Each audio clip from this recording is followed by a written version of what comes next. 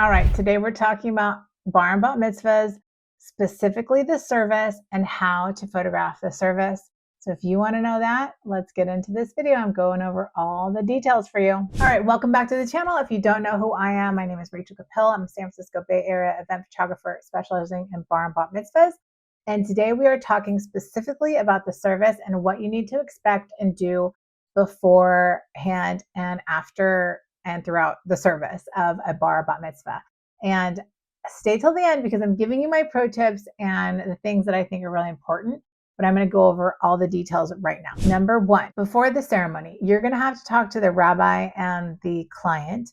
Primarily the client. Honestly, the rabbi I don't really talk to until like the day of or actually when I'm photographing. But the rabbi will tell the client what they need from the photographer, like a certificate of insurance and the rules and regulations and the things to oblige by. I've been in so many different temples and synagogues in the San Francisco Bay Area. Pretty much they're all very similar, but you want to know the idiosyncrasies of each one and what is allowed and what is not allowed. So you want to know the rules. Honestly, like the majority of the ones I go to, you have to shoot in the back, certain corners, and just be mindful and respectful and not obtrusive.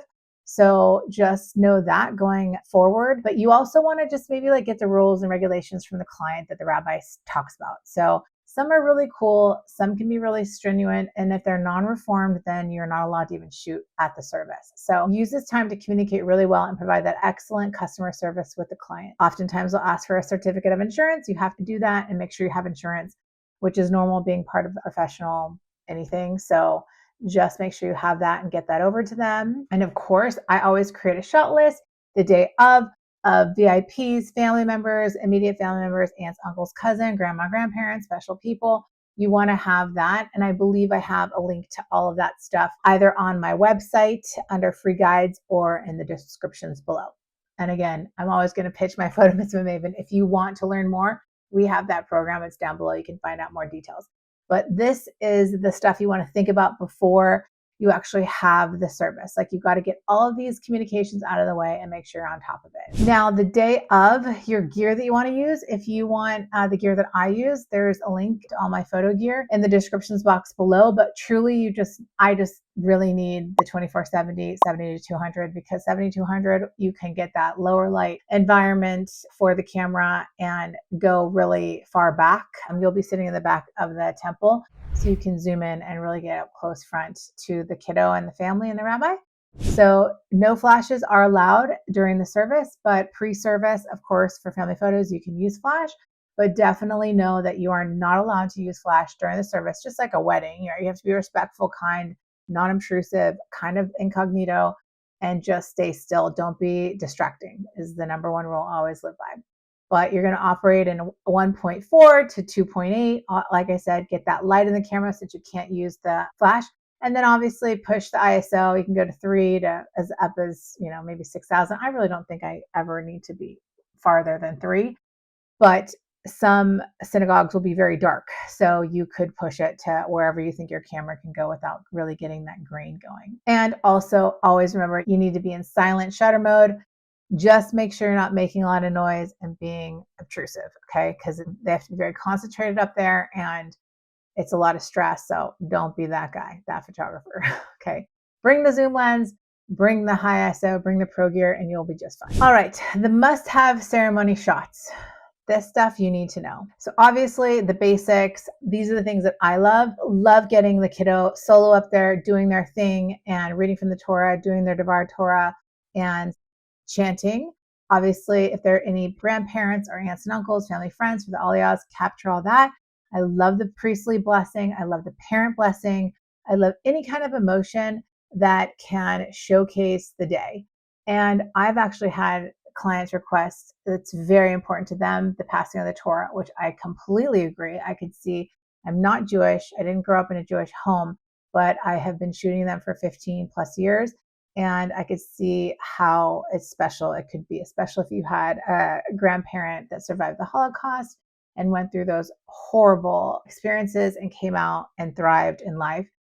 The Torah got them through it. So the significance of the Torah and passing it down from generation to generation is to show that all throughout life, which is going to be both good and bad, you're going to have the Torah to guide you. And it's just a really significant, beautiful thing that you definitely want to capture. So it's just really, really wonderful. So I love it. And all of the moments I love. So you want to obviously not take thousands of photos, but like capture those key moments if you can, and just get creative with it and showcase it, and the clients will love it. Obviously, two other little side notes. If you want to capture the vastness and beauty of the synagogue, some of them are absolutely gorgeous. Do that, and also the Torah and all of its glory, because sometimes they're just wrapped in, they're just gorgeous. So definitely capture that. And then the rabbi, the cantor with the kiddo, and any other special family or friends or audience interactions and emotions. It's a little bit hard because you can't move around, but if you can capture something special from the back of the room, definitely try to. So clients will love all of that. It's really great. And again, like I said, if you don't capture the family portraits beforehand, definitely get them after. But I love getting the kiddo solo. I love the program. They have printed programs. I love having the different little detail shots of different aspects of the synagogue and the day. And then just any special family members, cousins. I love the cousin shot. Oftentimes the parents will have the photos for their holiday cards, but what they truly love is all the sibling shots and the cousin shots, big and small. It's just really sweet and special. Oh, and a generational photo.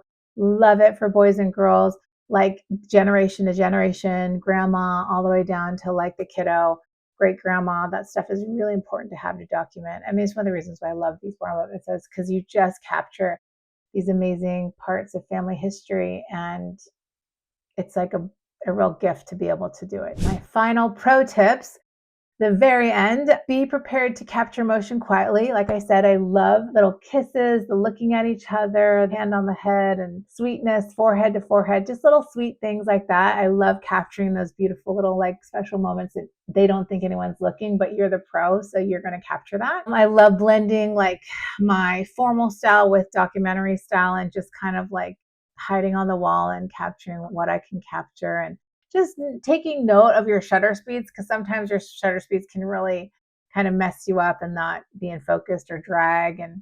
But you're a pro. Figure it out, learn it, and make sure you have higher shutter speeds and the camera can handle it with the light and all that. So capture all of that beautiful stuff. And then I think my biggest asset to my business is truly just becoming part of the party.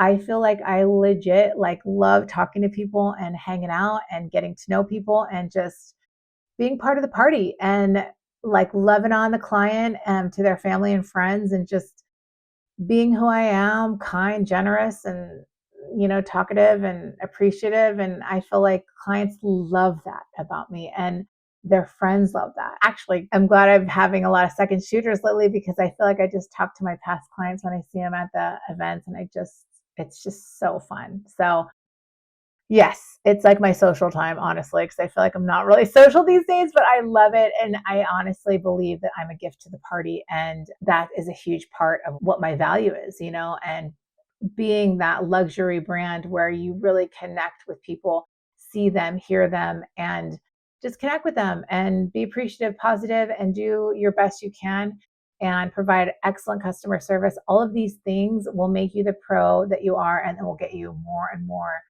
client referrals and appreciative clients. And when people appreciate each other, it just makes for a beautiful, beautiful experience.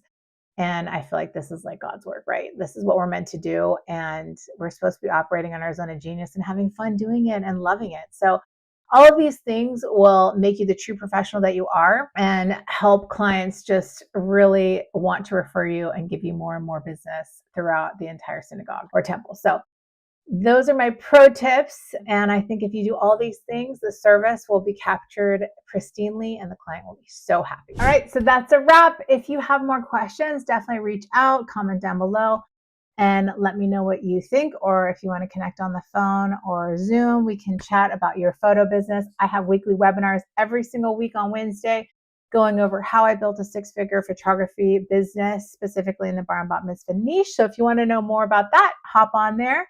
Register down below, or even check out my YouTube lives. I'm trying to do them every single week to answer Q&As that come in throughout the week from you guys. So definitely check those out. And I have tons of free guides and gear stuff. You can either go down below or check out my website, rachelcapill.com, and you can utilize those free guides and free information to help you on your photo journey. I hope you got value. Definitely like and subscribe if you did, and comment down below and let me know what you think. And if you want to learn something else, just reach out and I'm happy to help. And in the meantime, have a great week. Thanks for hanging and watching the video, and I'll see you in the next video. Thanks, guys. Bye.